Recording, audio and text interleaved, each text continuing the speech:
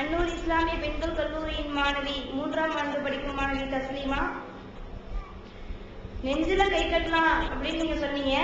அதே போல தொப்புளுக்கும் கீழையும் கட்டலாம் அப்படின்னு சொல்லிட்டு ஆதாரம் இருந்துச்சு அப்படின்னு சொன்னா ஒரு ரக்காயத்து நெஞ்சிலையும் இன்னொரு ரக்காயத்து வந்து தொப்புளுக்கும் கீழையும் கட்டலாமா?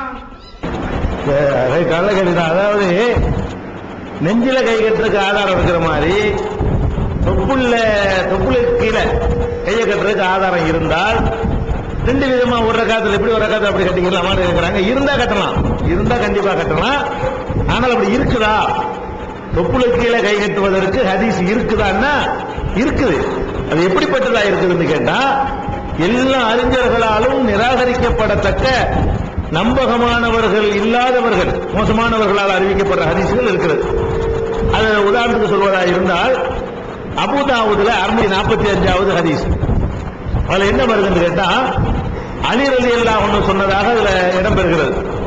எப்படி வருதுன்னா மின சுன்னத்தி வலுவல் கஃபி அலல் கஃபி ஃபி ஸலாத்தி தஹத்த சுர்ரா. அதாவது தொப்புளுக்கு கீழே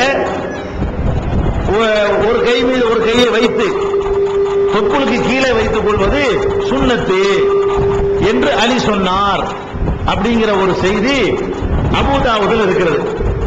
இதே செய்தி வந்து முஸ்னத் அஹ்மதுல 998வது ஹதீஸாவும் இருக்கிறது.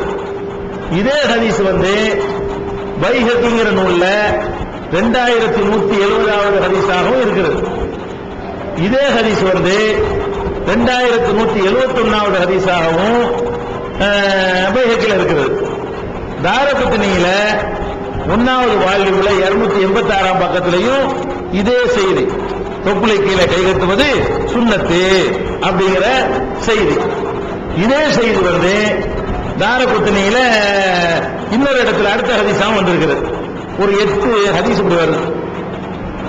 பேருக்கு தான் 8 ஹதீஸை தவிர இந்த 8ஐயுமே சொல்ற ஆள் யாருன்னு கேட்டா அப்துல் ரஹ்மான் பின் இஸ்ஹாக் என்பவர் தான் இதை அறிவிக்கிறார்.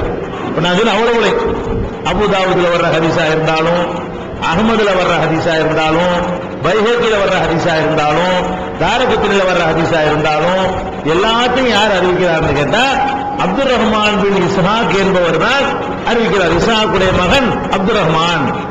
இவர் எப்படிப்பட்ட ஆள் என்று கேட்டால் அதாவது சரியான ஹதீஸ் ஒன்று இருக்கும்ல அதுக்கு மாற்றமா வேணும்னு அறிவிப்பார்கள். நல்ல ஹதீஸ் ஒன்று கிடைச்சுன்னு சொன்னா அதுக்கு எதற்கு முடக்க அறிவிக்கிறது இவருடைய வேலை. இவர் முன்கருவல் ஹதீஸ், இவருடைய ஹதீஸ்கள் எல்லாம் நிராகரிக்கப்படத்தக்கதுன்னு சொல்லி அபு ஹாத்தமும் அஹ்மது இப்னு ஹம்பல் போன்ற அறிஞர்கள் இவரை விமர்சிக்கிறாங்க. இப்னு முஹைம் போன்ற அறிஞர்கள் எல்லாம் லைசபி செய்யின், இவர் கணக்கில் எடுத்துக்க கூடாது. ஒரு மனிதனுடைய பேச்சை நம்ம நம்புறதா இருந்தா நல்லவன் பேச்சை தான் நம்புவோம். கெட்டவன், மோசமானவன், பொய்யன், பிராடு, யாவோ சக்தி இல்லாதவன், ஒண்ணு கிடக்க ஒண்ணு வளர்றவன் சொன்னா அவன் பேச்சு எடுத்துக்கிற மாட்டோம். உலக விஷயத்துக்கு எடுத்துக்கிற மாட்டோம். மார்க்கத்துக்கு எடுத்துக்கிற முடியுமா?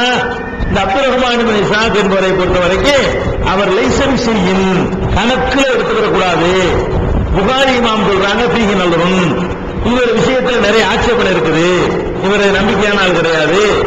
நவவி இமாம் சொல்கிறார்கள் முத்தஃபக்குன் அலா தவைதி, இவர் பலவீனமானவர் என்று ஏகமானதா முடிவெடுத்துக்கிறாங்க. இவர் ஒரு ஆள் கூட நல்ல ஆள் சொல்லலையா, ஏகமானதா தீர்மானம் போட்டுட்டாங்களா இவர் ஆள் சரியில்லை. அப்ப இந்த மாதிரியான ஒரு ஆள் மூலமாகத்தான் இந்த ஹதீஸ் அறிவிக்கப்பட்டிருக்கிறது. தொப்புளுக்கு கீழே நம்ம என்ன செய்யறோம்னு கேட்டா 2 செய்தி நமக்கு வருது. ஒரு செய்தியை சொல்ற எல்லாரும் நல்ல ஆட்களா இருக்கிறாங்க, இங்க வைக்கணுங்கிறது எல்லாரும் அழகான சரியான ஆட்களா இருக்கிறாங்க, பொய் சொல்லாதவங்க, நினைவாற்றல் உள்ளவங்க, ஒழுக்கமானவங்க, நாணயமானவங்களா இருக்கிறாங்க. இன்னொரு செய்தி அறிவிக்கக்கூடியவங்க எப்படி இருக்கிறாங்கன்னு கேட்டா அவரு கணக்கில் எடுத்துக்கிற கூடாது, உன்னோட கொண்டு சொல்லுவாரு, சுத்தமா பேச மாட்டாரு, இப்படிங்கிற மாதிரி வருது. ஒரு மூமின் எதை எடுத்துக்கிறோமே 2 செய்தி வருது. நல்லவர் ஒருத்தர் சொல்றாரு, நம்மள்கிட்ட ஒருத்தர் சொல்றாருங்க இந்த இவன் வந்து அவன் அடிச்சுட்டாங்கிறாரு, இன்னொருத்தர் சொல்றாரு இல்ல இவன் அவன் அடிச்சாங்கிறாரு. இந்த 2 பேரையும் பார்க்கிறோம், இவன் 1ஆம் நம்பர் திருவாளியத்தான், அவன் நல்லவன். நம்ம யாருக்கு ஏத்துக்கிறோம்? இவன் பரவாயில்ல, இவங்க தான் ஏத்துக்க கூடாது, இவங்க தான் ஏத்துக்க நம்ம இல்லையா?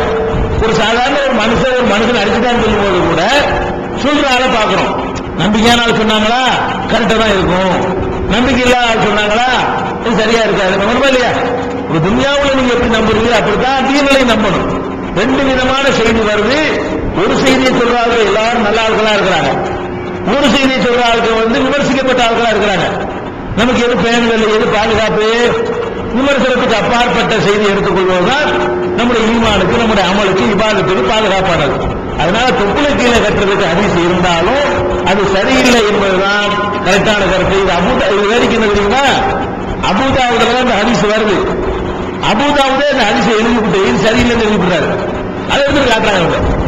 எந்த அபூதாவது நூல்ல இந்த ஹதீஸ் பதிவாயிருக்குதோ அந்த அபூதாவுதுல நீங்க எடுத்து பார்த்தீங்கன்னா 647வது ஹதீஸ்ல அவரே சொல்றாரு, இது சரியில்லைந்தாலு, சரியில்லாத ஆளு செய்யறத நான் ரெக்கார்ட் பண்ணி வச்சிருக்கிறேன், இதை நம்பி ஏமாந்து போயிடாதுன்னு அவர் சொல்றாரு. அப்படி சொல்லி இருக்கும்போது உலகத்துக்கு இருந்தாருக்கு ஆதாரம் காரணம் எப்படி? அப்ப நம்பகமான செய்தியின் அடிப்படையில் நெஞ்சில தக்பீர் கட்ட ஆண்களா இருந்தாலும் பெண்களா இருந்தாலும் நெஞ்சில தான் தக்பீர் கட்ட வேண்டும். ஒண்ணு இப்படி கட்டிக்கிறங்க, இல்லைன்னா இப்படி கட்டிக்கிறோம். இப்படி கட்டினாங்கன்னு ஆதாரம் இருக்கு, இல்லைன்னா இப்படி கட்டிக்கிறோம். ஆண்களும் இப்படி கட்டலாம், பெண்களும் இப்படி கட்டலாம், 2 பேரும் கட்டிக்கலாம் ஒரே மாதிரி. அதனால தொப்புளை கீழே கட்டுவது நல்ல முறை இல்லை, சரியான ரெக்கார்டு பூர்வமா நிரூபிக்கப்பட்டது இல்லை.